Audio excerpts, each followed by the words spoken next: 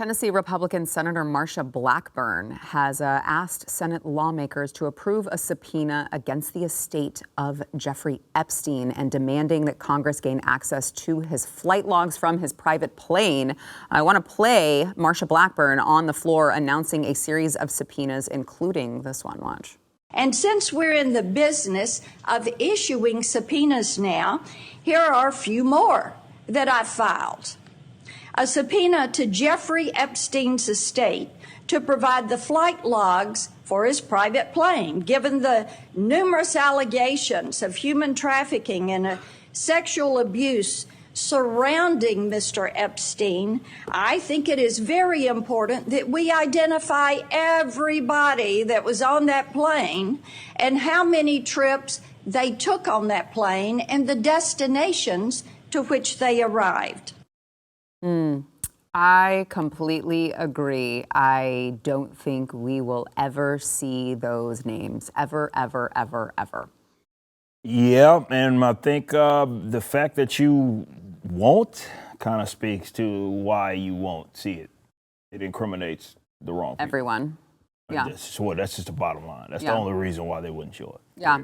Yeah. I love that in this particular story here that I'm reading, they always want to tie Donald Trump to Jeffrey Epstein first. It's like, you know who flew his plane? Bill Gates, Prince Andrew, and Donald Trump.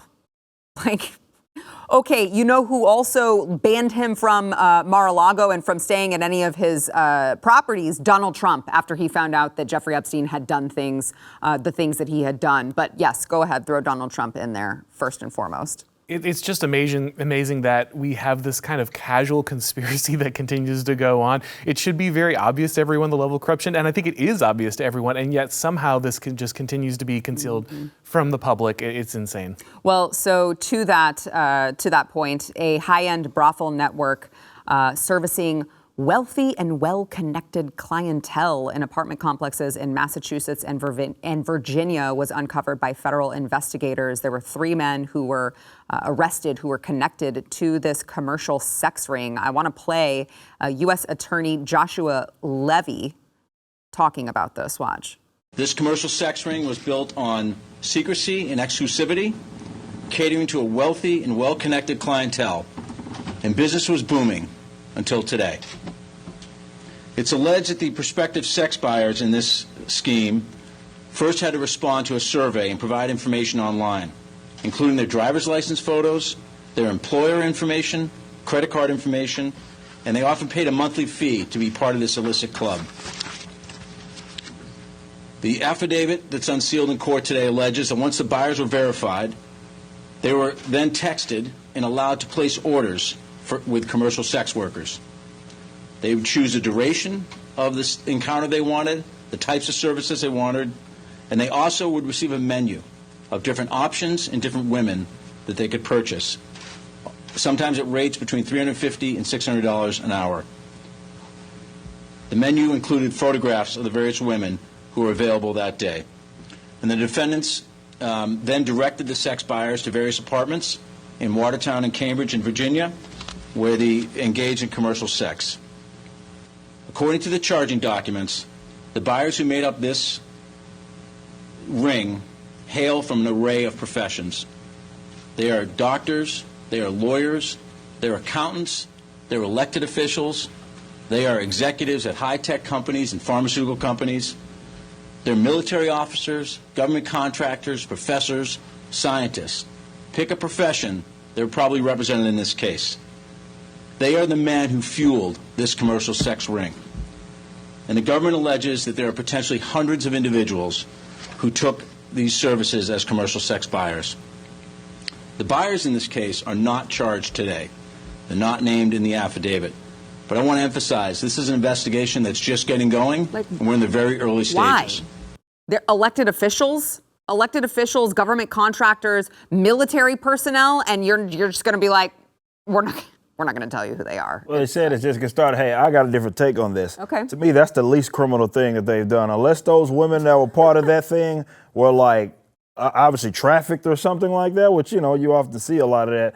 If that wasn't the case and this was all voluntary, you want to talk about government officials and heads of pharmaceutical companies, that's the least criminal thing that they can do. I've said here at this table, I respect prostitutes more than I respect journalists. It's funny, we were just talking about how corrupt they might be. So considering all of that stuff, that's the least criminal thing that these guys done, paying folks to have sex with them. As weird as it might be. Look, as long as it's voluntary, if people are trafficked, okay, they're all in on it, they're pieces of crap. But as long as that was voluntary, that's the least criminal thing that these guys have done. And if you're talking about government officials, these guys have enacted all such sorts of nonsense that has probably ended up in acts of aggression. That's the least criminal thing that they've done. So that's my take.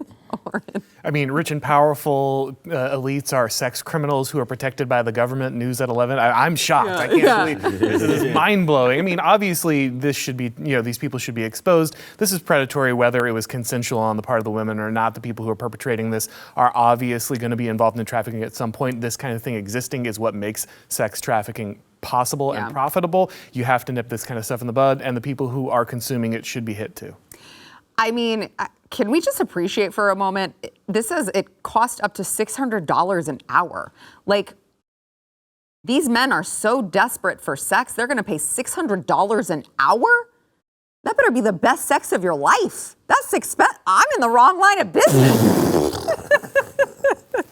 I feel like you can buy enough drinks for $600 Yes, to find some women. that's what I'm saying. This is confusing for what me. does that say about them? I mean, they should just be embarrassed that they I mean, you can't that would be, take a woman out, wine and dine her a little bit. You'll spend less than $600. On a serious note, that would be why it wouldn't get released. The embarrassment would be, and obviously who it's tied to and who they're connected to, is what's going to be why we'll never know who was on that list and engaging in those affairs, especially if it's high level talking. But yeah, $600 an hour, that's impressive. I'm just saying, that's a lot of money. They did say high end. I didn't know how high end, but that's pretty high end. And to Eric's point also, I'm not as libertarian as you are on this issue, but I will say the people who were charged, the men who were charged, face up to 20 years in prison and fines of up to $250,000. You said the heads of pharmaceutical companies, right? Now think about that. So they're going to go to prison over that for 20 years. Now let's talk about what the hell happened over the last couple of years and with these criminal pharmaceutical companies and what they do. You think they're going to get 20 years for that? Right. So yeah, that goes to show just how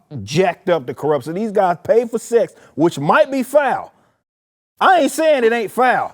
Make no mistakes. I'm just saying, think about the list of sleazy slime balls that have done some of the most ridiculous things that have ended up, again, in acts of aggression placed on peaceful people. Like these pharmaceutical companies, and what they're gonna get nailed by is paying for sex.